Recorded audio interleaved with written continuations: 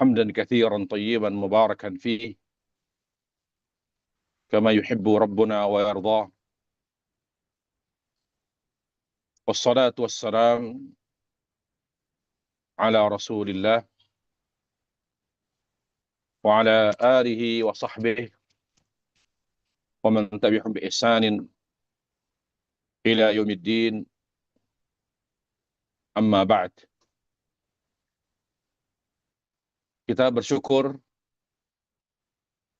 kepada Allah Jalla wa'ala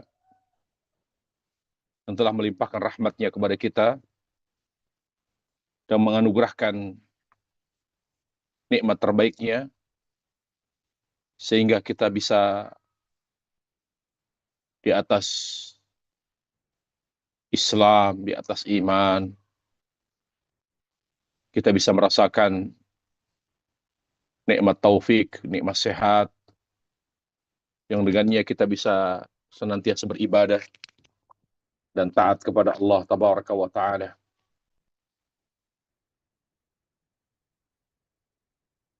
Biidznillah Ta'ala, kita akan mengkaji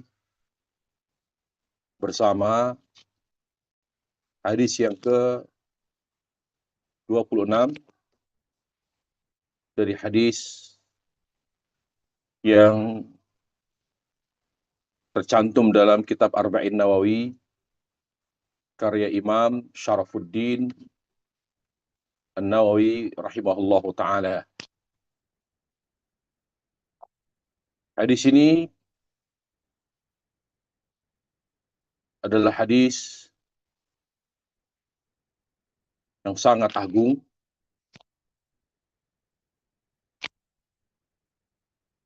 berbicara tentang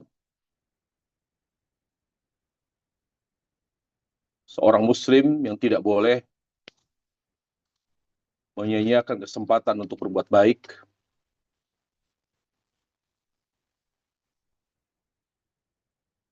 hadis ini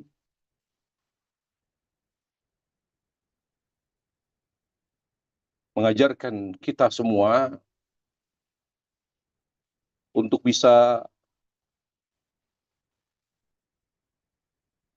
menggunakan waktu dan umur kita secara efektif untuk hal-hal yang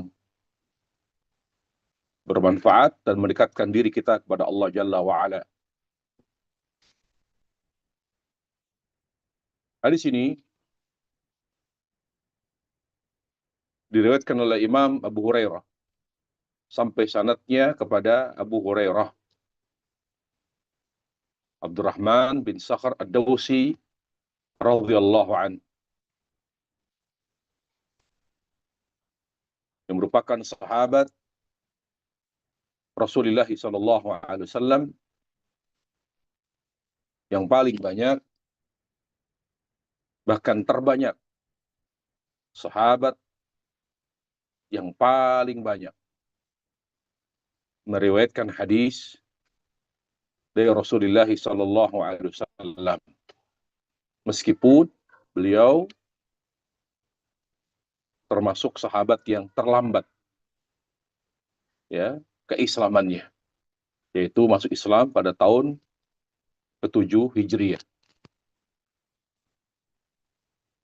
Tapi mengapa beliau lebih banyak meriwayatkan hadis dibanding Aisyah, dibanding Abdullah ibn Abbas, Abdullah bin Umar, bahkan Abu Bakar, Umar, Uthman? Karena dua sebab. Yang pertama, berkat doa Nabi sallallahu alaihi wasallam, di mana Nabi sallallahu alaihi wasallam mendoakan beliau untuk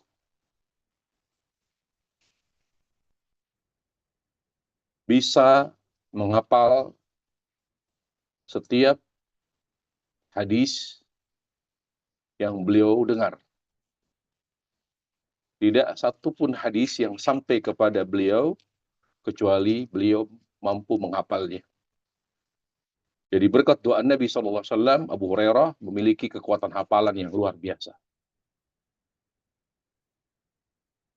Yang kedua, karena fokus. Dan ini bisa kita lakukan. Segala sesuatu kalau dilakukan secara fokus, hasilnya lebih maksimal. Abu Hurairah tidak disibukkan oleh hal yang lain. Beliau hanya sibuk menuntut ilmu agama.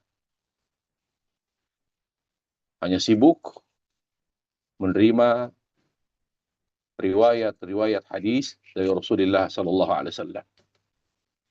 Sementara sahabat yang lain, selain juga menuntut ilmu dari Nabi SAW, juga disibukkan oleh perkara yang lain.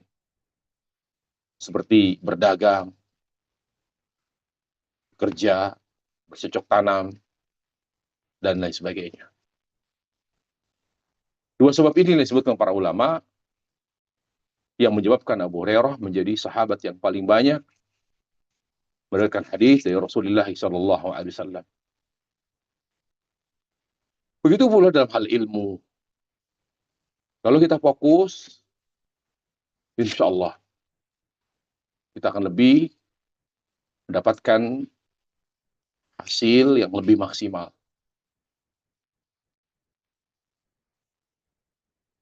Dalam hadis ini,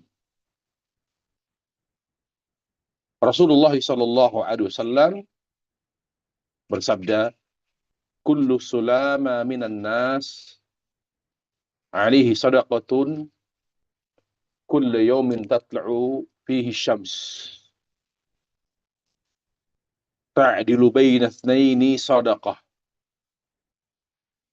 Wa tu'inu ar-rajula fi dabbatihi fatahmiluhu 'alayha aw tarfa'u lahu 'alayha mata'ahu sadaqah.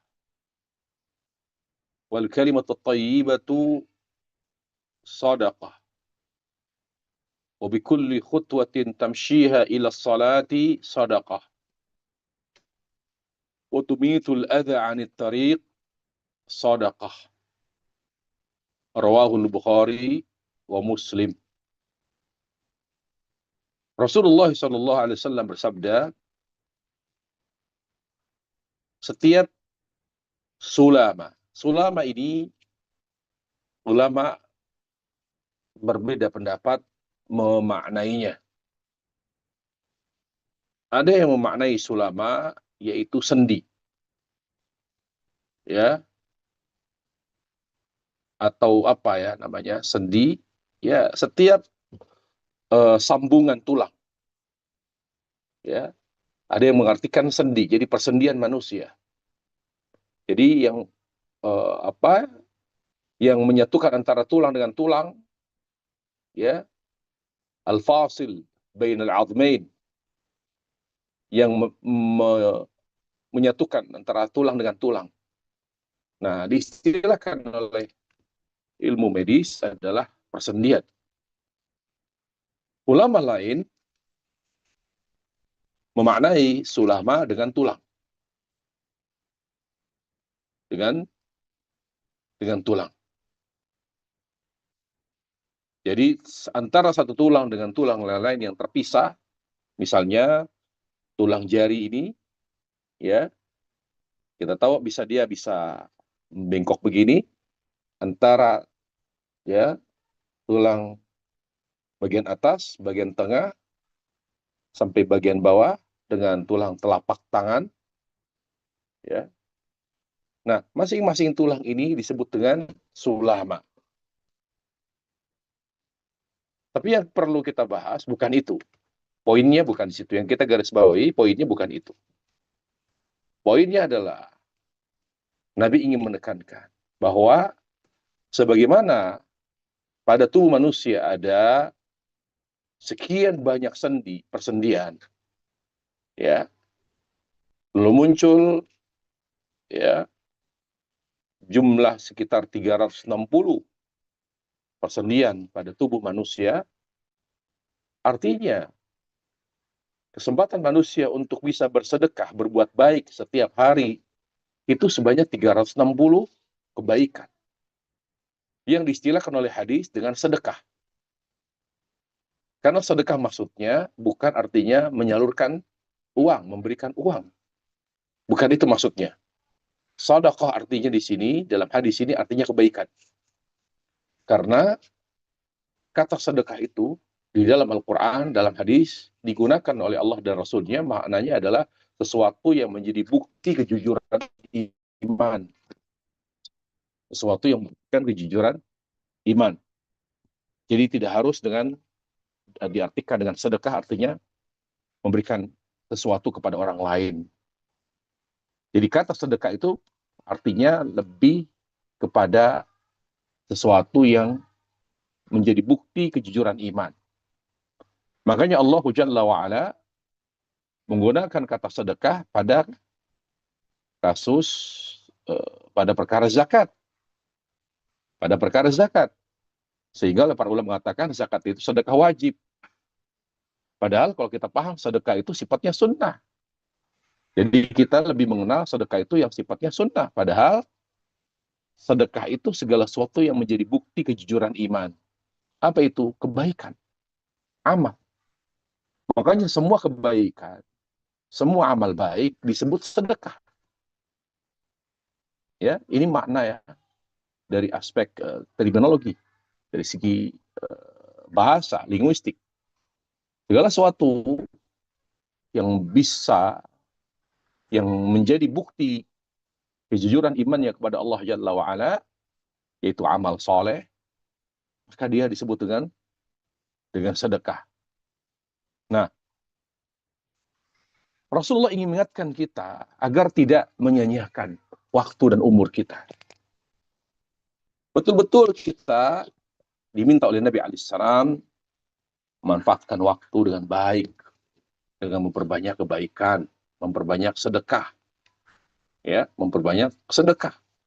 Dan kesempatan itu sampai 360 kebaikan. Jadi dari hadis ini, ya, seorang muslim apabila sehari-harinya dalam sebuah hari tidak bisa berbuat baik sampai 360 kebaikan, berarti umurnya belum berkah. Jadi ada patokan, ya, ada patokan angka di sana. Berapa apa batasan umur seorang itu berkah ketika dia mampu berbuat baik setiap hari sebanyak 360 kebaikan. Apa saja kebaikan? Bebas, terkait dengan hati, berbaik sangka kepada manusia, mendoakan, tidak dengki, kebaikan terkait dengan lisan, ucapan yang baik, doa yang baik, terkait dengan akhlak, perbuatan, perilaku, menolong orang, ya, membantu, apapun bentuknya kebaikan itu. Nah, inilah adalah, ya, seorang muslim yang berkah adalah yang mampu berbuat baik dalam satu hari sebanyak 360 kebaikan.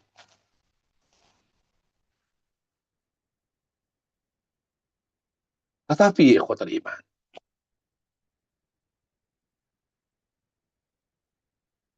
Allah itu Maha Penyayang, sehingga selalu memberikan kemudahan, jadikan sesuatu yang berat menjadi sesuatu yang praktis, sesuatu yang berat menjadi ringan, namun berpahala besar. Di hadis ini Nabi alaihissalam ingin menyampaikan, seorang muslim harus banyak berbuat baik, dia tidak boleh pasif, harus aktif. Kalau dia aktif dengan kebaikan, tidak ada waktu untuk berbuat buruk. Tidak ada sisa waktu untuk berbuat jahat,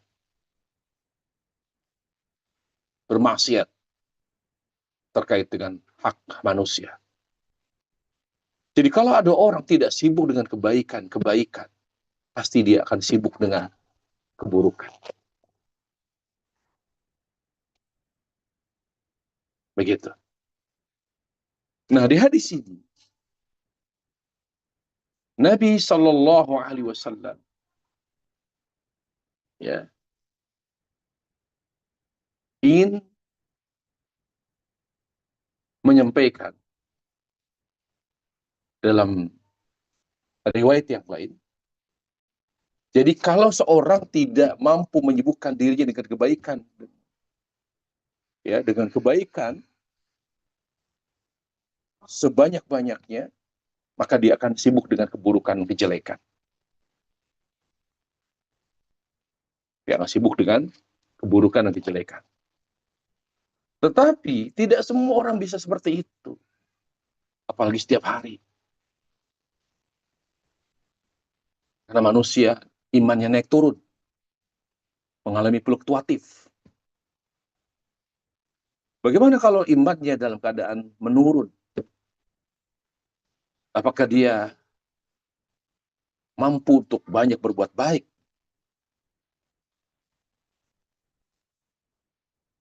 Dalam riwayat yang lain dikatakan bahwa 360 kebaikan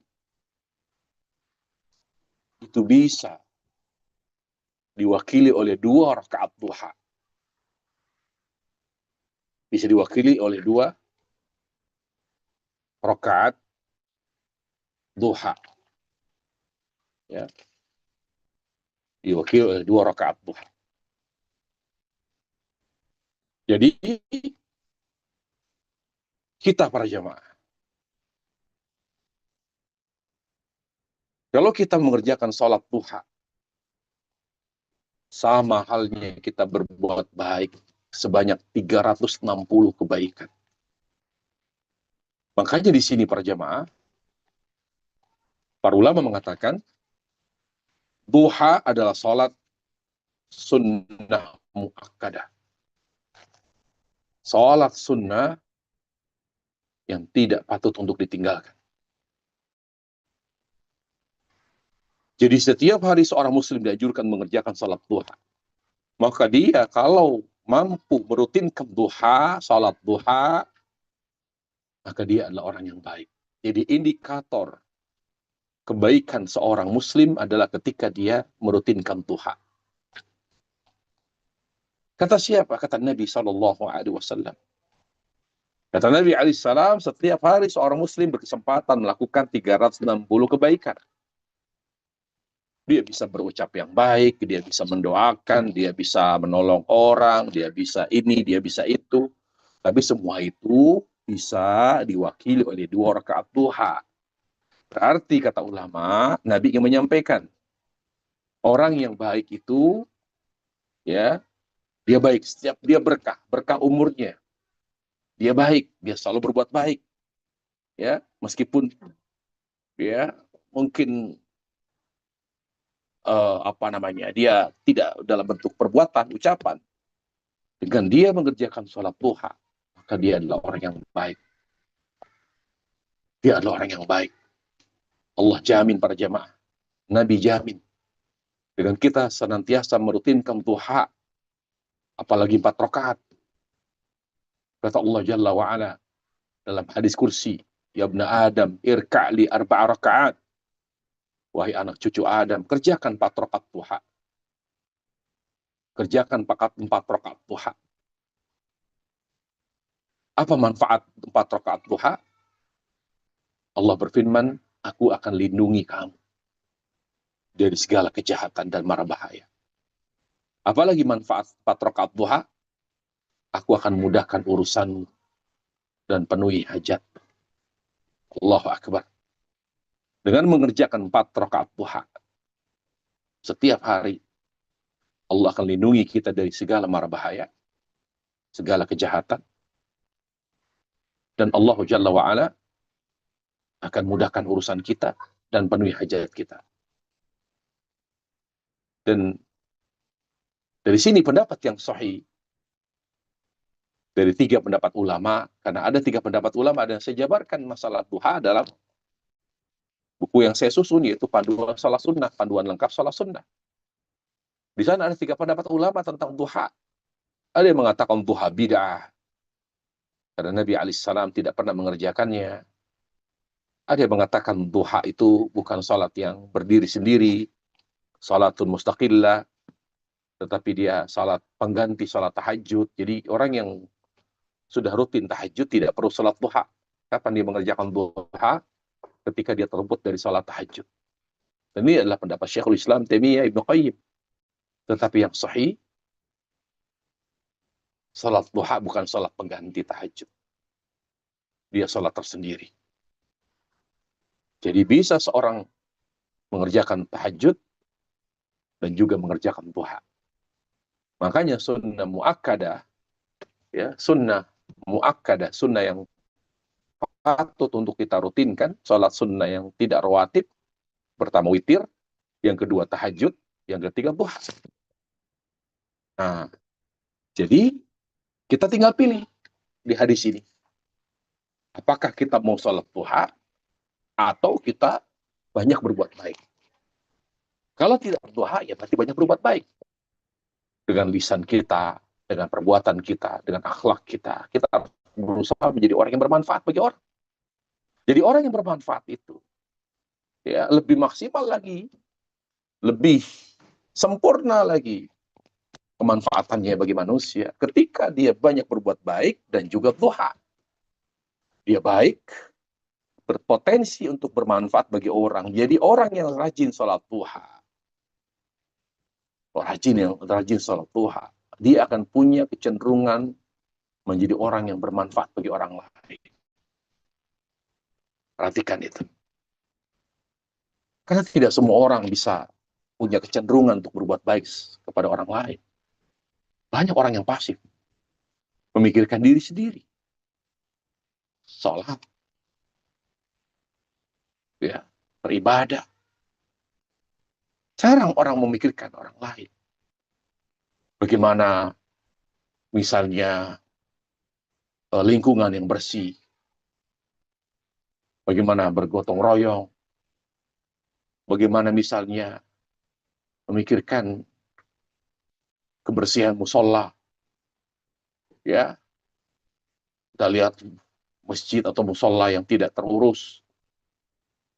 Banyak orang yang cuek, banyak orang ketika melihat sekitarnya orang-orang yang susah, tidak tergerak untuk berbuat baik, menggalang dana. Intinya banyak orang yang pasif. Padahal Nabi alaihissalam mengatakan, khairukum anfa'ukum linnas. Yang terbaik di antara kalian adalah yang paling banyak bermanfaat bagi orang lain. Al-ibrah binaf'in nas. Manusia itu penting bukan gelarnya, yang penting manfaatnya bagi orang. Buat apa gelar tinggi tapi nggak kurang bermanfaat? Pasif. Hanya pulang ke rumah, berangkat kerja, berangkat ngajar, pulang, pergi bersama keluarga untuk belanja bulanan, atau jalan-jalan, tapi nggak pernah bermanfaat bagi tetangganya, temannya, kaum muslimin. Para jamaah, muslim itu karena kemanfaatannya bagi manusia. Al-ibratu binaf'in nas. Orang yang rajin sholat duha, selain dianggap telah bersedekah, telah berbuat baik selamat sebanyak 360 kebaikan, dan orang yang rutin sholat duha, apalagi yang 4 rakaat duha, karena duha minimal 2 rakaat.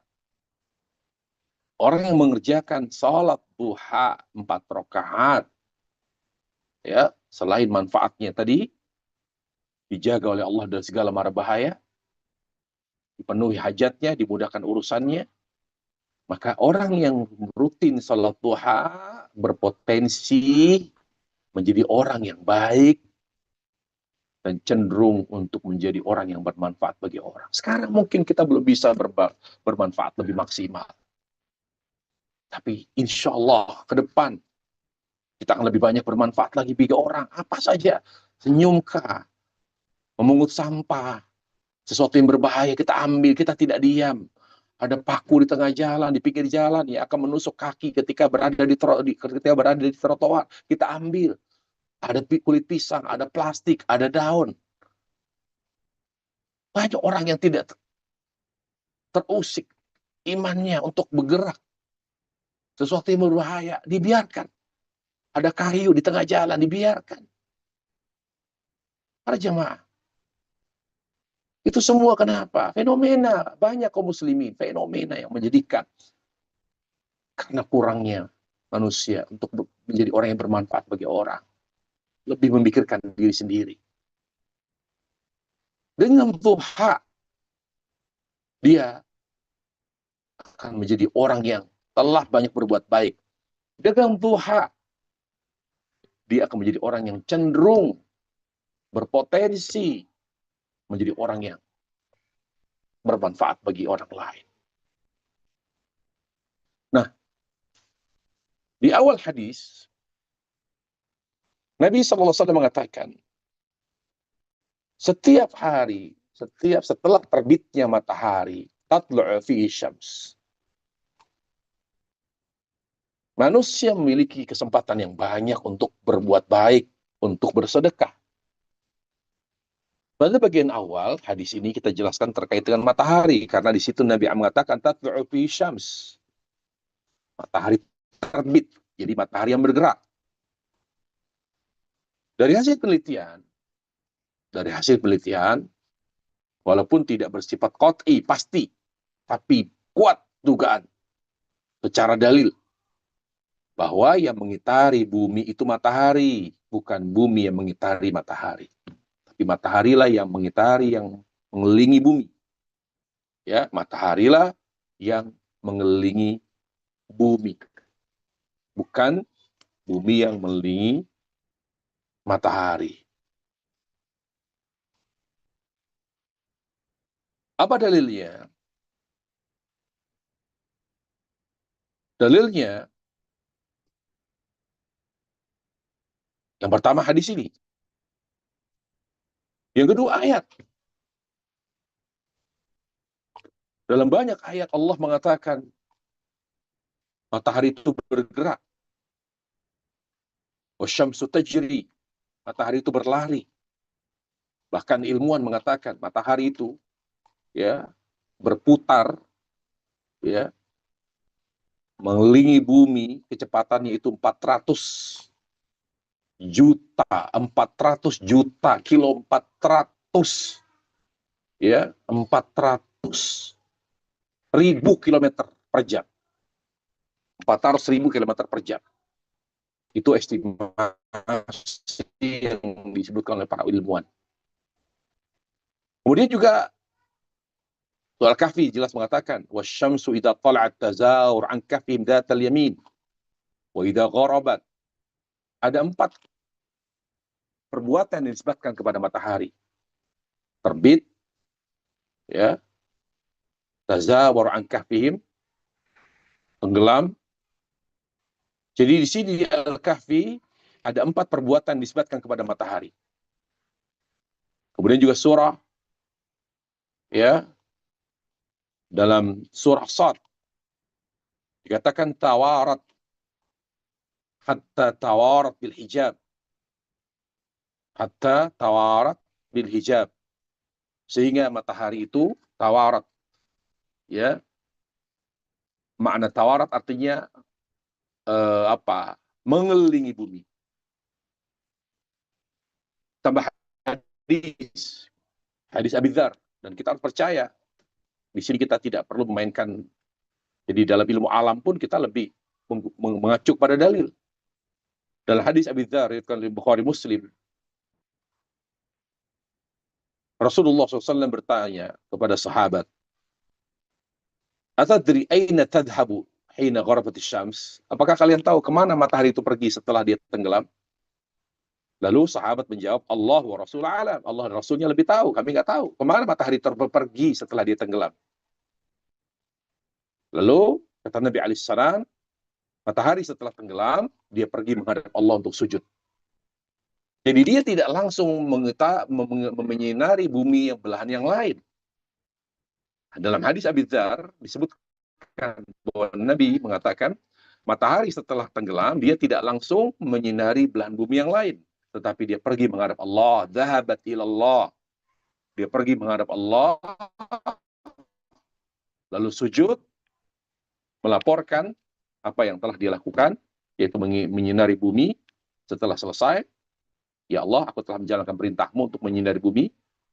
Lalu kata Allah, kembali kamu ke tempatmu semula, sinari bumi demi manusia, agar beribadah kepadaku, kata Allah Jalla. Lalu dia kembali menyinari bumi belahan yang lain.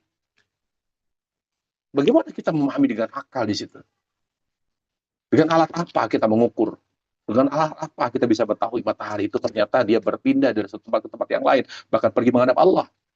Ternyata Allah tidak ada yang bisa menangkap itu.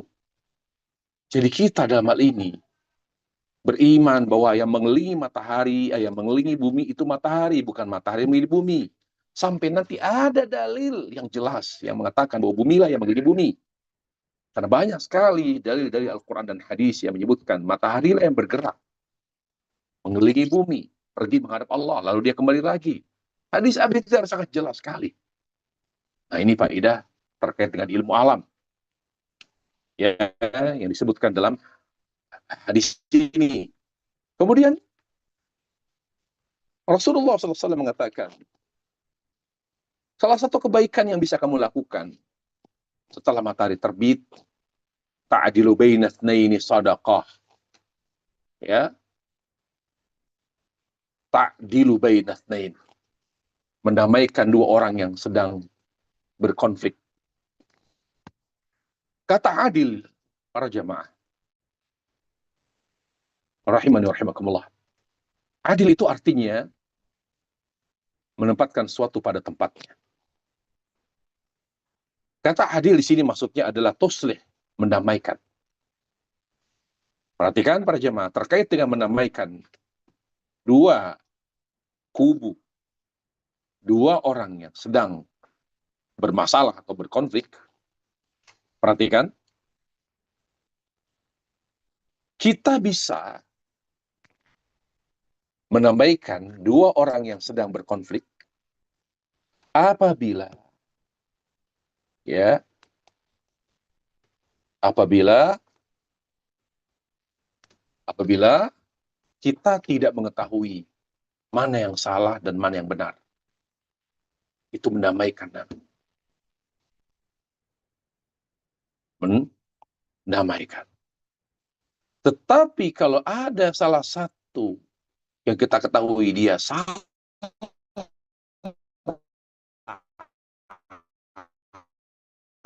itu bukan itu, damai itu mendamaikan. As-sulh, ya, as-sulhu khair, mendamaikan itu baik. Mendamaikan, melakukan upaya perdamaian, mendamaikan dua orang yang berkonflik, dua pihak yang berkonflik, itu dilakukan kalau keduanya sama-sama bersalah. Atau kita tidak tahu mana yang salah dan mana yang benar, kita damaikan. Tapi kalau salah satu ada yang salah dan kita tahu, ya, kalau salah satu benar, yang lain salah, bukan mendamaikan. Yang ada kita harus bela yang benar untuk menuntut haknya. Bukan mendamaikan. Misalnya begini, ada dua orang yang ribut. Di mana salah satunya mengatakan, saya memberi hutang kepada dia, tapi dia tidak mengakui. Dan yang berhutang mengatakan, memang saya tidak pernah berhutang. Tapi yang memberi hutang, memberi bukti, ini buktinya, saya pernah transfer uang sekian. Lalu saya tulis keterangannya. Dan ada keterangan di bukti transfer itu. Di tanggal sekian. Ya, tanggal sekian, bulan sekian, tahun sekian. Ya, ini buktinya. Maka kita tidak bisa mendamaikan, sudah jangan ribut, jangan ribut. Justru di situ kalau kita orang yang orang yang punya kewenangan, maka tidak boleh damai itu sama masalah. Jadi titik temunya, bagaimana supaya bisa damai? Atau tidak tahu mana yang salah dan mana yang benar, masing-masing punya hujah. punya argumen. Ya, itu asul. Jadi kalau salah satunya salah, zalim, kita tidak boleh mendamaikan. Mendamaikan itu pihak yang berkonflik dan masing-masing punya kekuatan argumen. Terjadi kesalahpahaman. Yang ini punya argumen, terjadi kesalahpahaman. Ya. Tapi kalau salah satu jelas-jelas salah, kita tidak boleh membela, tidak boleh mendamaikan. Ya, kita serahkan ke apa? Kepada hukum. Kalau dia tetap enggak, saya nggak merasa berhutang. Saya nggak terima, saya nggak mau bayar hutang. Anda jelas berhutang. Iya, oke, saya mau apa? Udah, kita mundur. Jangan mendamaikan. Serahkan kepada orang yang merasa memberi hutang, mau diserahkan kemana, Pak? Ke Perdata, tuntut dia, atau bagaimana? Ada celah hukum di sana, hukum apa? Selesai. Dan kita tidak bisa mendamaikan. Dalam rumah tangga juga begitu. Kalau jelas istrinya itu zalim, durhaka kepada suami, apa yang mau didamaikan? Punya bukti bahwa dia durhaka kepada suami. Dia memaki-maki, dia memarahi suami, dia tidak pernah nurut sama suami, dia lebih menurut temannya, dia lebih taat kepada orang lain daripada suami. Suami tidak punya harga diri.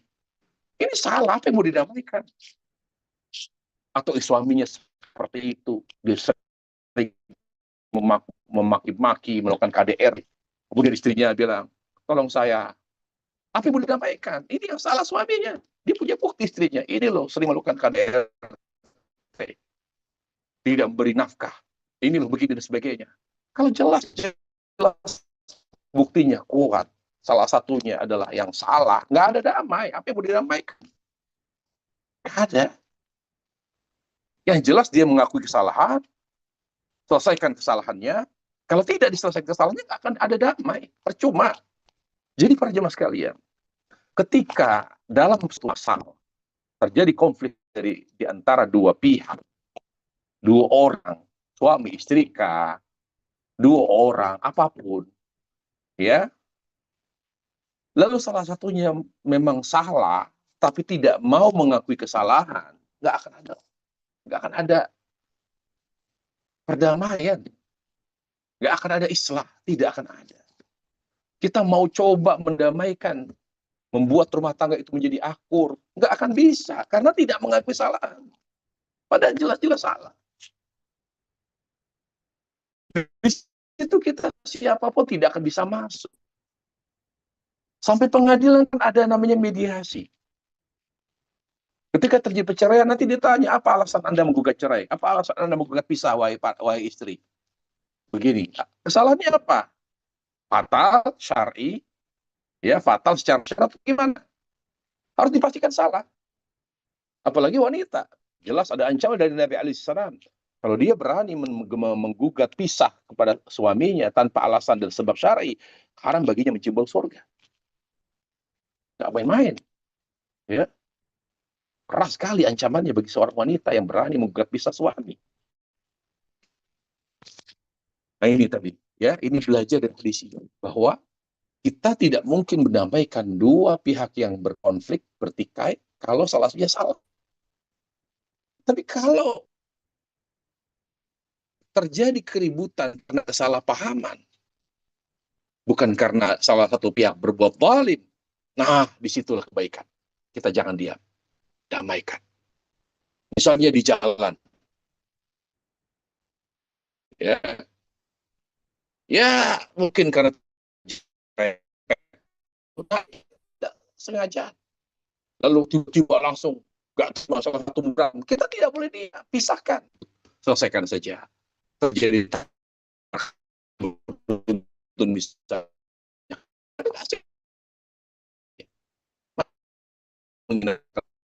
damaikan. Bagaimana mereka tidak jadi berantem, tidak berkelahi.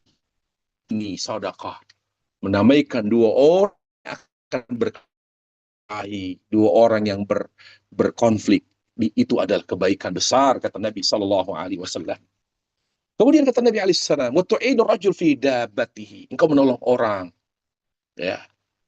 Apakah misalnya menolong orang dengan kendaraan kita, misalnya.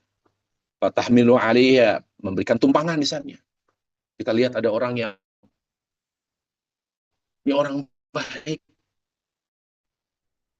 apa kehujanan, terakhir jalan dengan anaknya, cengkrian, tawarkan.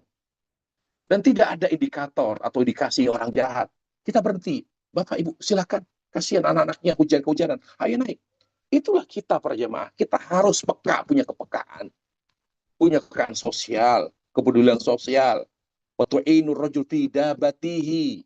Menolong seorang itu harus memberikan tumpangan. Ya, memberikan tumpangan. Misalnya, ada orang yang tidak punya ongkos. Musafir, kehilangan dompet. Kita nggak tahu kok bisa jalan dengan anaknya. Kita ambil, jangan diam. Bapak, ini panas-panas. Bapak mau kemana? Anaknya kasihan, Pak. Oh, saya mau pulang kampung. Cuma tadi di terminal saya kehilangan dompet. Dicopet saya. Oh, baik, Pak. Ya, di situ kita memberi tumpangan. Baik, saya antar Bapak sampai saya tuju. Saya kebetulan mau ke kota ini. Nanti dari situ, ya kita punya, kalau ada rezeki, kasih dia ongkos. Nanti Pak, nanti ini. Atau kita antar di stasiun. Kita apa? Allah, nikmat indah sekali kalau kita saling menolong. Buat apa kita punya mobil mewah, tapi nggak bermanfaat bagi orang? Buat apa? Manusia itu karena manfaatnya, karena kemanfaatannya bagi manusia, bukan karena duitnya banyak, bukan karena mobilnya mewah, rumahnya megah. Untuk apa? Semua itu akan ditanya oleh Allah Jalla wa'ala. Para jemaah, Umar Khattab sampai menangis. Dia tidak ingin jadi orang kaya, karena berat sekali orang kaya itu. Karena kecenderungan untuk lebih egois itu kuat. Memikirkan dirinya, keluarganya, nggak ada keinginan bermanfaat. Apa kata beliau? Ya Allah, saya takut kalau saya kaya, saya nggak bisa mengimbangi kekayaan saya dengan ibadah dan kebaikan. Jadikanlah hidupku sederhana saja. Karena Umar itu ingat ayat Allah, kata Ta'ala, kata Umar, saya ingat ayat Allah, Allah berkata, adhabtum tayyibatukum fi hayatikum dunya. Kalau Anda, kata Allah, kalau Anda kaya, tetapi tidak berimbang kekayaan Anda dengan kebaikan harta, maka akan mengurangi akhirat. Lihat kebaikan harta. Karena tahajud itu bukan kebaikan orang kaya. Puasa bukan kebaikan orang kaya. Puasa sunnah bukan kebaikan orang kaya. Itu kebaikan semua orang. Miskin bisa puasa sunnah. Tapi apa kebaikan dan kebaikannya orang kaya? Menolong orang dengan hartanya. Infak, sedekah. Itulah ibadahnya orang kaya. Nah, kalau ibadahnya tidak kuat, ibadah hartanya tidak begitu kuat seperti kekayaannya, kekuatan ekonominya, akan mengurangi jatah di surga kelak para jamaah. Makanya Umar, dia tidak sanggup, dia tidak ingin jadi orang kaya. Takut tidak bisa mengimbangi antara kekayaan dengan ibadah harta. Dia takut. Sosok Umar saja takut. Yang imannya tidak diragukan. Salah seorang sahabat min surga oleh Rasulullah SAW. Luar biasa, lihat tawadu sahabat Rasulullah. Semoga Allah Jalla wa'ala menjadikan kita sebagai hamba yang bersyukur. Sebagai hamba yang betul-betul bisa bermanfaat bagi orang lain. Autarfu alaiha mata'u sadaqah. Atau misalnya kita bantu membawakan barangnya. Misalnya kita lihat di sebuah desa, atau kita lihat ya misalnya ada seorang ibu, dia pemulung, dia bawa barang bekas, dia bawa botol aqua yang begitu penuh dalam karung, ya, dia bawa tangan kanan kirinya dengan plastik isinya botol, kemudian kita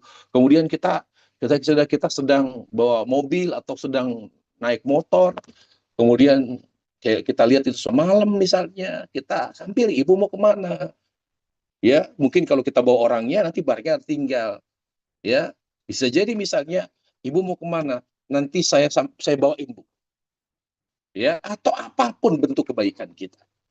Di sini Nabi menyebutkan macam-macam kebaikan yang kita lakukan. Intinya keinginan kuat untuk banyak menolong orang. Ya, itu adalah kebaikan kata Rasulullah SAW. Kemudian kata Nabi SAW, wal kalimat thayyibah sadaqah. Ucapan yang baik itu sedekah. Wal kalimat thayyibah sadaqah. Ucapan yang baik itu bisa dzikir, bisa tutur kata yang baik, husnul khuluq, tutur kata yang baik. Makasih Pak. Gitu. Maaf ya Pak ya, maaf Bu. Subhanallah, ini akhlak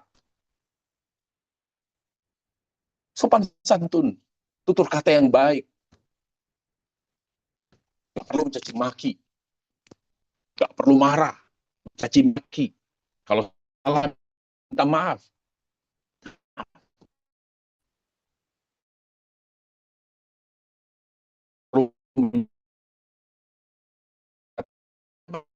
Saya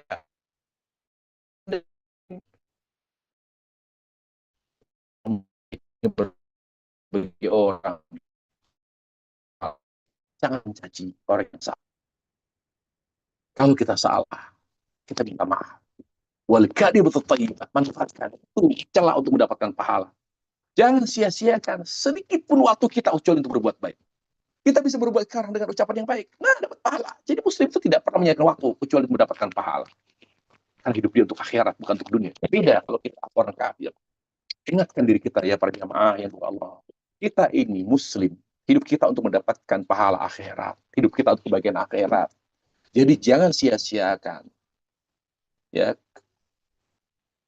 kubur kita, kegiatan kita sehari-hari kecuali untuk mendapatkan pahala. Untuk mendulang bekal akhirat sebanyak-banyaknya. Apakah itu di rumah, apakah itu di luar rumah, di tempat kerja, di tempat sekolah, dimanapun manfaat jemaah untuk mendapatkan pahala. Ya. Kemudian Nabi SAW mengatakan, wa bikulli khutwatin tamsyiha ila shalah sadaqah. Langkah kakimu menuju masjid untuk sholat itu kebaikan. Itu kebaikan. Ditambah lagi kebaikannya besar ketika kita keluar rumah sunan Nabi Alisa di rumah. Kenapa? Karena utamaannya orang yang sholat di masjid atau di musola, lalu wudhunya bukan di masjid, tapi di rumah, maka setiap langkahnya akan mengangkat derajat dan menghapus dosa. Tapi itu tidak berlaku bagi orang yang wudhunya di masjid. Tapi tetap kebaikannya itu kebaikan. Langkah kakinya itu kebaikan. Ya, melahirkan pahala. Tapi dia akan mendapatkan 3 manfaat ketika dia berwudhu di rumah. Makanya usahakan para jemaah, para laki-laki yang sholat di masjid atau di musola, jangan wudhu di masjid, jangan wudhu di musola.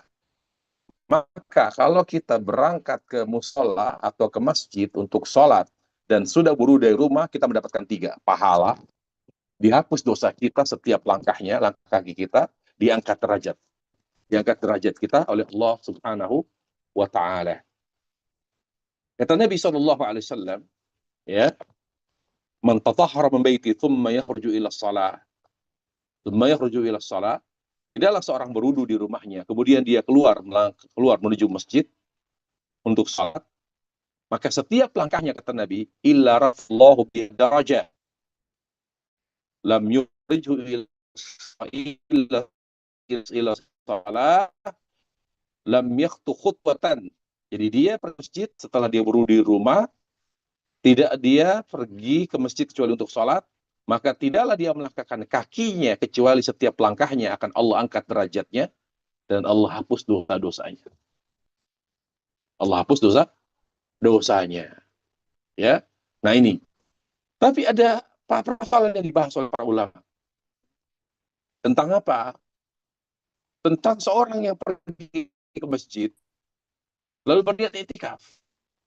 Udah sekalian itikaf. Kalau kita bisa kalau lagi lalu di Masjid Nabawi berada di Mekah misalnya, kita pergi ke berangkat melangkah kaki kita menuju Masjidil Haram, lalu sampai di Masjidil Haram kita di sana, selama berada di sana kita berniat itikaf. Sebagian ulama mengatakan bagus itu, disunahkan untuk meniatkan itikaf sekaligus meniatkan itikaf.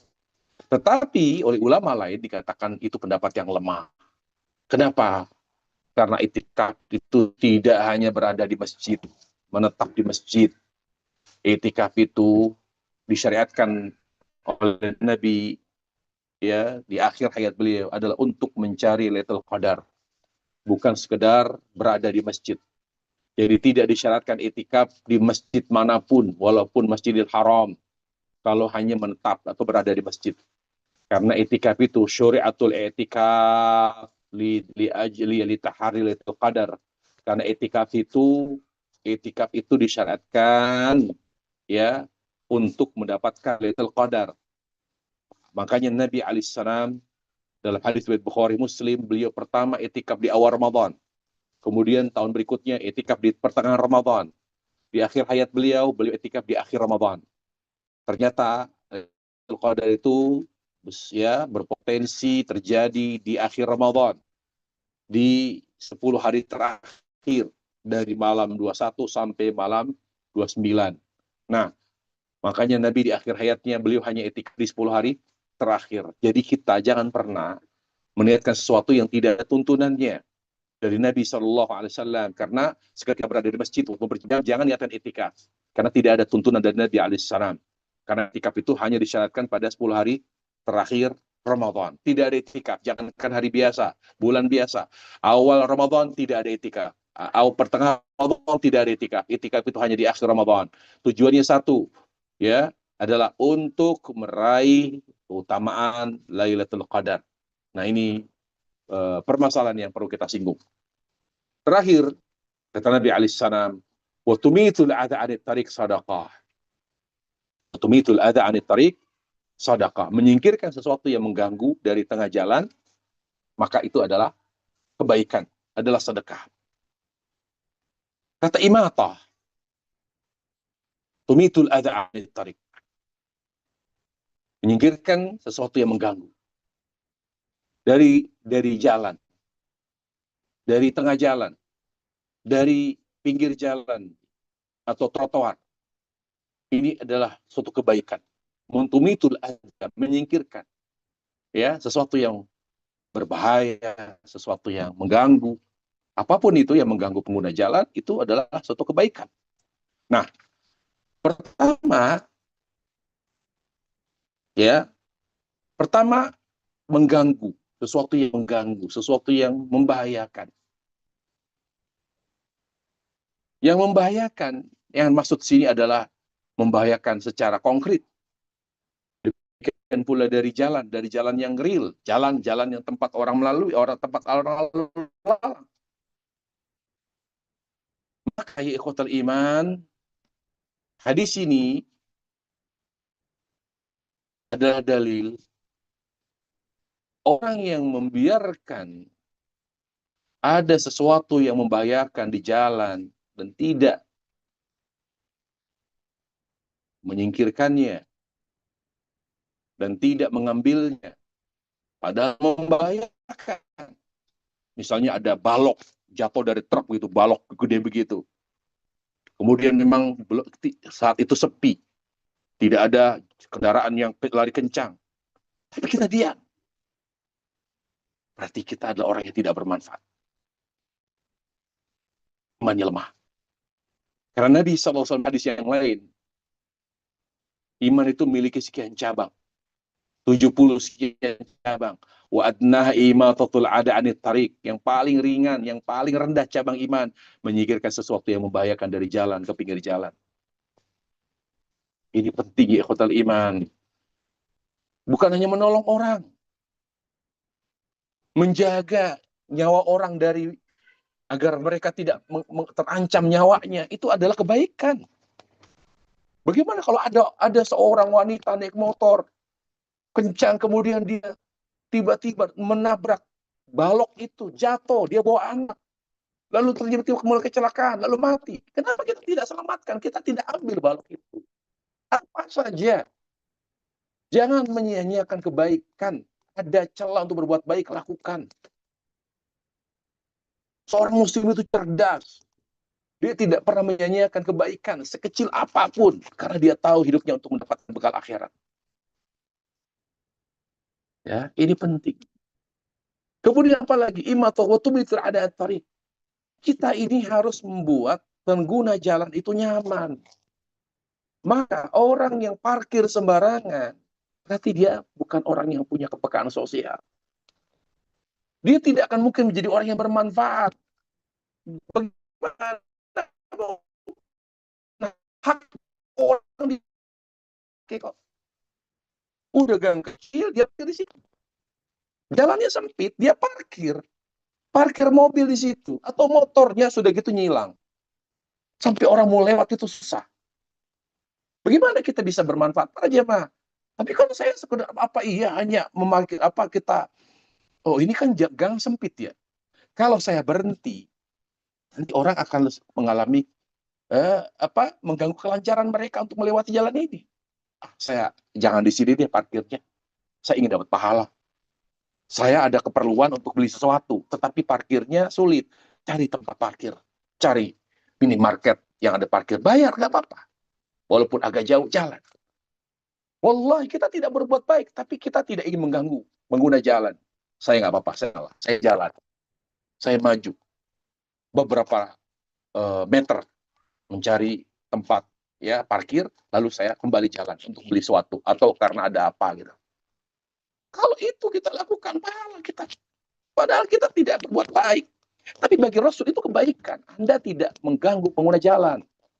Sama halnya orang dengan cueknya memasang tenda karena alasan hajat. Ya, karena kepentingan umum di atas kepentingan pribadi. Jangan gara-gara kita ingin mengadakan pernikahan. Anak kita besar-besar, lalu kita pasang tenda gede-gede, lalu tutup jalan. Sementara itu jalan utama. Orang mau cari alternatif susah. Siapa kita? Mana kepekaannya? Bagaimana kita bermanfaat bagi orang? Bagaimana kita menjadi orang yang bermanfaat? Kita ini muslim. Kalau kita kafir nggak apa-apa, tutup tuh jalan. Kita ini muslim. Kita harus bermanfaat bagi orang. Nggak boleh tutup jalan orang. Nggak boleh asal parkir. Sama juga dengan kita berjualan. Trotoar itu tempat pengguna jalan. Jadi kita orang itu sampai nggak bisa jalan. Karena ditutup oleh ya apa? Oleh lapak-lapak. Ya, oleh gerobak-gerobak. Gimana? Pengguna jalan. Sampai mereka harus jalan di jalan tempatnya motor, mobil, ya lewat. Sehingga aman bagi seorang pengguna jalan. Karena tempatnya dia berjalan dipakai untuk jualan. Kita sebagai pedagang harus punya kepekaan para jemaah. Kita ini muslim. Lihat Nabi alaihissalam. Kullu salama minan nas ali sadaqah. Seorang muslim itu punya 360 kesempatan berbuat baik. Minimal kata Nabi, tidak mengusik kenyamanan orang. Ketika kita merasa, oh ini jalan sempit, enggak, udah, jangan parkir di sini, ayo kita pindah.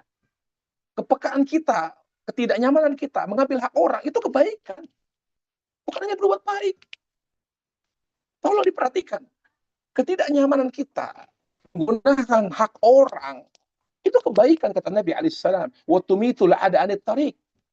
Itu kalau bicara tentang sesuatu yang konkret. Para ulama lain mengatakan juga sesuatu yang abstrak. Ya, sesuatu yang abstrak. Kalau kita punya kemampuan, punya otoritas, kita lihat, oh ini ada yang menghalangi orang dari tauhid, kita harus jelaskan, singkirkan itu kesyirikan di keluarga kita. Ini apa? Kita tidak boleh diam. Jalan Allah itu tidak ada syirik, jalan Allah itu hanya ada tauhid. Waktu itu ada sesuatu yang mengganggu tauhid, apakah itu syirik, kita singkirkan. Sesuatu yang menghalangi sunnah, kita singkirkan. Kalau kita punya otoritas, kalau kita punya power, ya minimal paling tidak kalau kita punya ilmu dengan lisan. Nah itu, jadi sebaikan terbuka lebar kesempatannya dan tidak boleh disia-siakan oleh kita kalau kita punya iman. Nah kalau kita memang mungkin pada hari itu ya kita mungkin tidak keluar rumah tapi di rumah, nah maka 360 itu kita tidak bisa lakukan misalnya karena kita ada di rumah atau karena kurang sehat, sholat duha, ya sholat duha. Karena dikatakan 2 rakaat duha mewakili 360 kebaikan itu semua. Demikian para jemaah sekalian, Allah Subhanahu Wa Taala kajian kita dari pembahasan hadis yang ke-26 hadis Abu Hurairah, semoga bermanfaat. Wassallallahu wasallam wa barak ala Muhammad wa ala alihi wa sahbihi wasallam. Walhamdulillahi rabbil alamin. Baik, syukron jazakallahu khair Ustadz atas penjelasan materinya. Ini sangat bermanfaat sekali karena memang hadis ini menerapkan kehidupan kita sehari-hari ya Ustadz ya. Untuk para jamaah selanjutnya mungkin apabila ada yang mau Nah, bertanya bisa raise hand langsung atau bisa ditulis di kolom chat. Ini pertama Ustadz ya ada pertanyaan. Bismillah, Afwan izin bertanya Pak Ustadz, mana yang lebih baik jika kita menyisihkan dana untuk melepaskan orang dari hutang, tapi belum ketemu dengan orang yang memenuhi syarat tersebut, dibandingkan membantu meminjamkan dana buat saudara yang membutuhkan karena sedang sakit yang membutuhkan biaya besar. Mohon nasihatnya Pak Ustadz, syukron jazakallahu khair. gimana suaranya putus-putus? Oh iya Ustadz, jadi Seperti eh, kita apa? nasihat eh, apa namanya mana yang lebih baik menyisihkan dana untuk membantu orang yang berhutang atau meminjamkan dana untuk orang yang sedang sakit butuh biaya besar.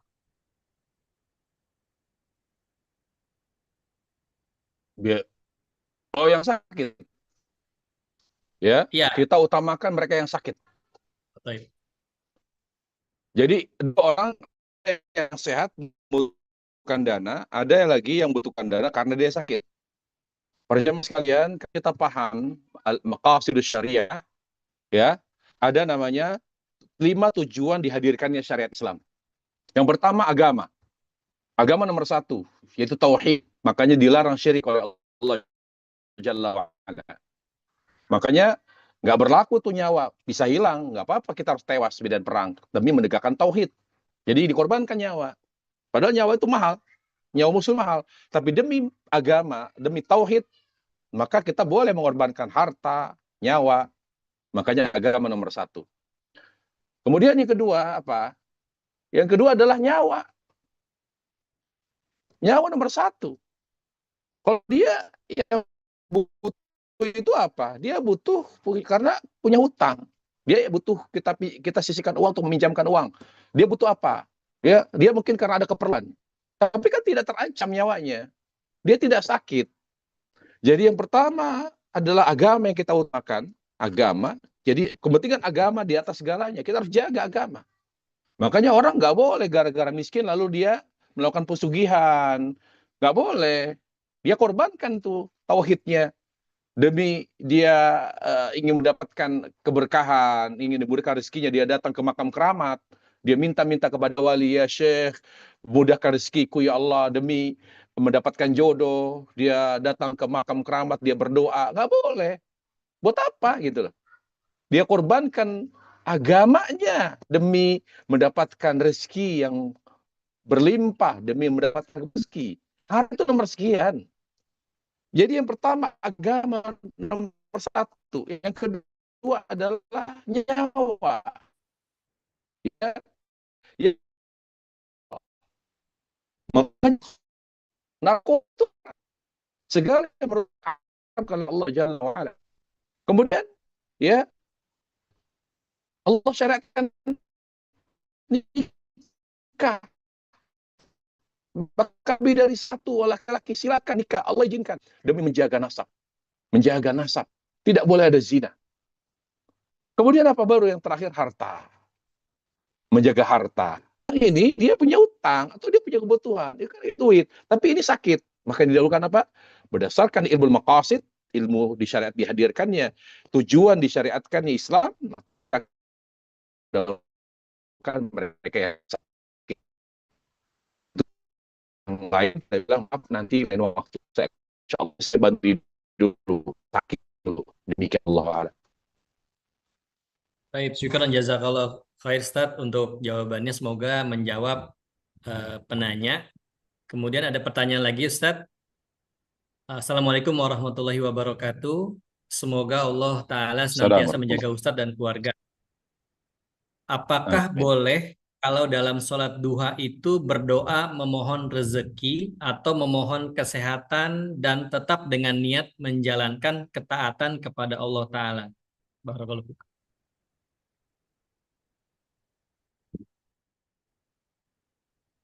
Jelas ya, Ustaz?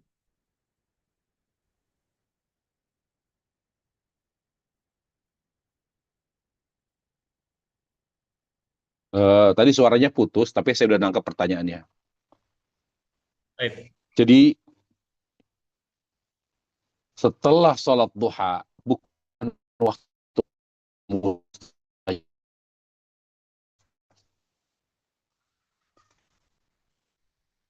Waktu musuh tahajud.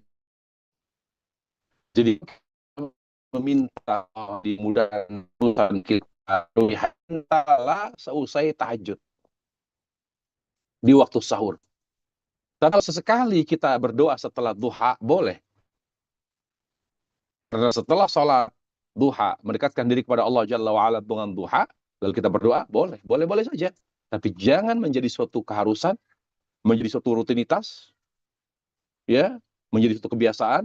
Setiap duha, doa. Setelah duha, doa. Setiap mengerjakan, setelah selesai mengerjakan doa, lalu dia doa. Lah, tidak ada tuntunannya. Karena setelah duha bukan waktu mustajab. Bukan waktu mustajab. Kapan kita doa minta dipenuhi hajat kita, dimudahkan urusan kita, diberikan ini, diberikan itu oleh Allah Jalla wa'ala, seusai salat tahajud. Walaupun doa tidak ada kait dengan tahajud. Doa terkait dengan waktu sahur. Jadi kalau tahajudnya mendekati subuh, setelah tahajud dan witir doa. Tapi kalau tahajudnya dari jam 1, jam setengah 2, jam 2, maka setelah itu ya sebaiknya mendekati subuh di waktu sahur baru berdoa. Tapi nggak apa-apa kalau dia dari jam 3 sudah doa, boleh. Setelah itu dia istirahat atau bagaimana nggak bisa tidur, silakan.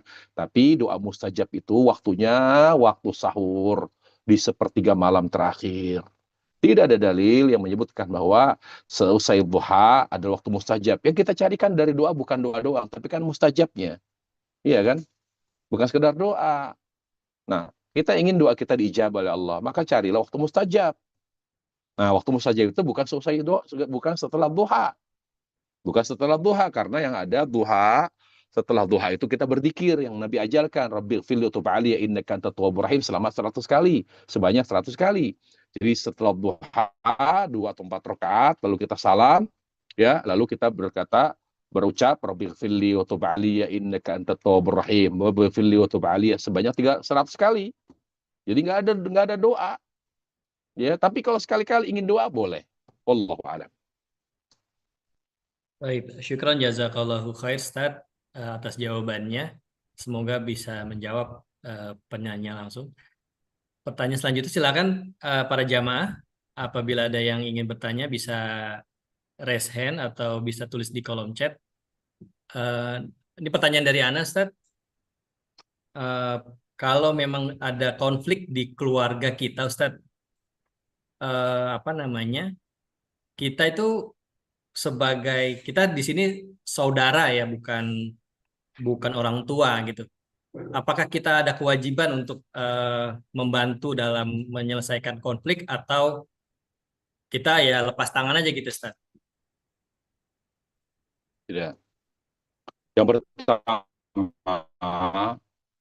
yang berkepentingan untuk memendapatkan ahli waris. Kita sama dia sebagai apa? Ahli bukan. Jadi ahli waris itu batasan Allah batasi, dia harus saling membantu. Ahli waris, dia kakak kita, kak, adik, gitu. Pokoknya ahli waris. Misalnya keponakan bukan waris. Ketika dia berantem sama istrinya, kita nggak punya kewajiban menolong dia. Yang wajib itu bapaknya, yang wajib itu orang tuanya, gitu. Atau saudaranya, kakaknya, adiknya. Kita kalau sebagai om nggak punya hak gitu, karena dia bukan ahli waris kita. Kata Allah, ya Allah Subhanahu Wa Taala, apa namanya? Wa 'alal warith mithlu dzalik. Bagi para ahli waris, maka demikian kata Allah. Jadi batasnya ahli waris. Yang kedua, kalau kita memang bukan ahli waris, memang nggak bisa sama sekali nolong, bisa. Selama yang pertama, kita disegani, dihormati. Karena buat apa kita mendamaikan kalau kita nggak didengar, kita nggak dihormati? Siapa? Kamu siapa gitu? Kita aja saudara, tapi kita nggak didengar, tidak disegani, tidak punya ilmu untuk mendamaikan, nggak usah, malah lebih banyak mudaratnya. Jadi yang pertama kita disegani, didengar omongan kita, kemudian kita punya ilmu. Jadi dengan ilmu itu kita tidak berlaku curang, tidak berpihak, tapi malah adil gitu loh. Jadi betul-betul ingin mendamaikan, ingin mendatangkan kemaslahatan. Nah, ilmu itu penting, ya. Pengalaman, jam terbang, itu penting juga. Jadi kita tidak berpihak. Siapa yang lebih dekat, yang intens komunikasinya, kita berpihak. Karena tadi pengalamannya, ilmunya yang rendah, yang cetek, itu membuat dia akhirnya berpihak. Nggak bisa. Jadi kalau ingin mendamaikan itu, pertama kita memang didengar, ya kan, dihormati. Yang kedua kita punya ilmu agama yang cukup sehingga dari situ kita tidak berpihak, murni ingin mendamaikan. Siapa yang salah kita bilang salah, gitu kan, kita nggak tahu yang salah yang mana, tapi coba ingin damaikan, mencoba mencari titik temu, insya Allah, biidnillah. Dan niat kita harus benar. Kata Allah, iyurida islaha, tujuannya ingin mendamaikan. Niatnya bukan ingin supaya tampil, ingin dihormati lah. Iyurida islaha. Selama niat ingin mendamaikan, maka Allah akan yuwaffiqillahu bainahum. Allah beri taufik.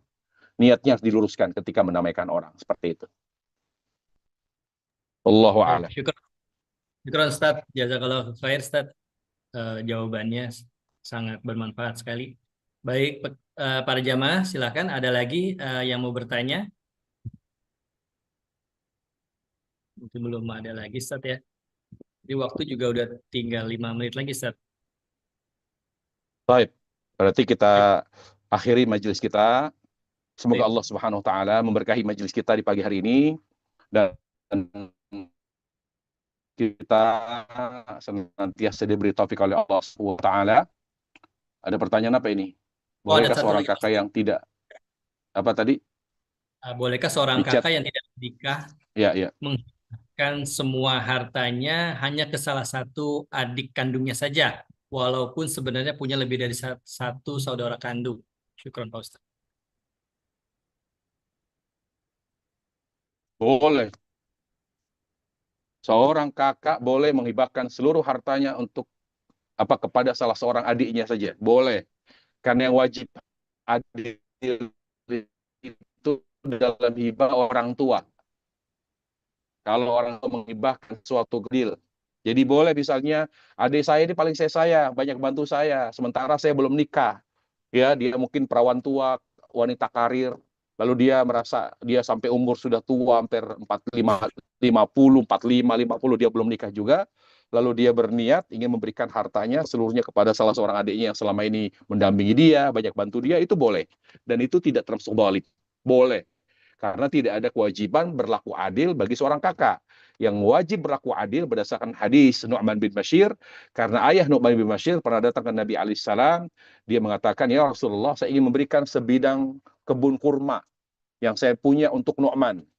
Kata Nabi alaihissalam, kenapa kamu ingin kasih ke Nu'man? Kamu punya anak lain? Punya. Kenapa? Karena dia anak nurut. Karena ini anak Masya Allah. Pokoknya Masya Allah ya Rasulullah, saya bangga punya Nu'man. Kata Nabi, tapi kan kamu punya anak yang lain, kenapa tidak dikasih? Ya gimana ya, kata Rasulullah, saya tidak mau jadi saksi untuk kejahatan, untuk kedurhakaan. Ini nggak benar, ini maksiat. Kalau kamu ingin semua anakmu berbakti, kamu harus adil. Tidak boleh tidak adil, karena ini hibah. Jadi kalau orang tua yang menghibahkan sesuatu pada anak harus adil. Karena hadis Nu'man tadi, kata Nabi, la asyhadu ala zur. Saya tidak mau jadi saksi kemaksiatan. Ini nggak benar. Karena kamu ingin mereka semua berbakti, maka jangan pernah berlaku curang sama mereka. Tapi kalau kakak terhadap adik, bebas dia mau kasih yang ini aja, yang ini nggak apa-apa, nggak berdosa dia. Hibah terhadap seorang kakak, kakak terhadap adik tidak masalah kalau yang lain tidak dikasih. Bisa jadi terserah saya mau ngasih adik, dia banyak bantu saya kok. Yang lain nggak pernah, taunya enaknya doang, nggak pernah peduli, saya nggak mau ngasih, terserah saya, itu bebas dia. Oh, habis. Mungkin demikian kajian kita, semoga bermanfaat, diberkahi Allah Jalla wa Ala. Kita akhiri majelis kita kepada majlis. Subhanakallah bihamdik, asyhadu an la ilaha illa anta, astaghfiruka wa atubu ilaik. Assalamualaikum warahmatullahi wabarakatuh.